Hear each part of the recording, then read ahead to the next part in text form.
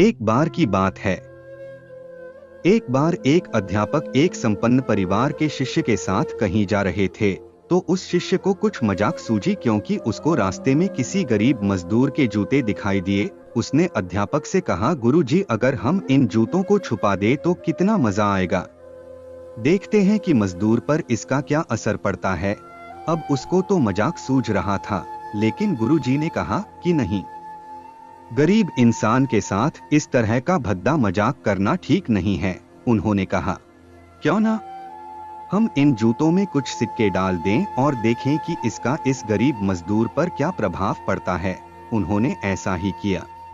जैसे ही मजदूर अपना काम करके लौटा और उसने एक पाव अपने जूते में डाला, तो उसको कुछ कठोर सा महसूस हुआ। उसने अंदर हाथ डाला तो उसको कुछ सिक्के दिखाई दिए। वह थोड़ा आश्चर्य में पड़ गया। आसपास किसी को देखा तो कोई भी दिखाई नहीं दिया।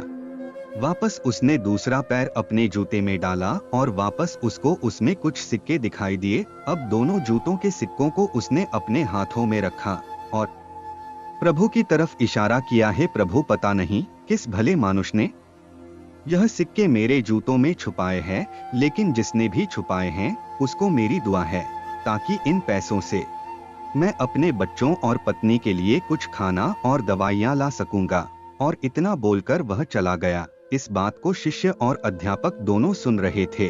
अब अध्यापक ने शिष्य से पूछा कि अब तुम मुझे बताओ कि तुम्हें कैसा महसूस हुआ, तुम्हारी पहले वाली मजाक या मेरा यह तरीका।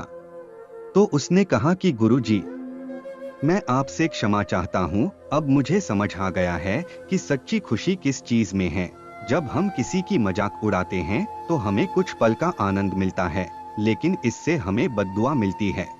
लेकिन अगर हम किसी की मुश्किल परिस्थिति में मदद करते हैं और जिसकी भी हम मदद करते हैं उसको भी नहीं पता कि हमने उसकी मदद की है, लेकिन अंदर ही अंदर हमें पता है कि हमने उस इंसान की मदद की है, यही सच्ची खुशी है।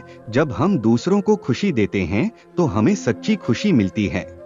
दोस्तों, यही थी आज की कहानी। कैसी लगी कमेंट में जरूर बताना और हो सके तो इसी की मदद जरूर कीजिएगा। धन्यवाद।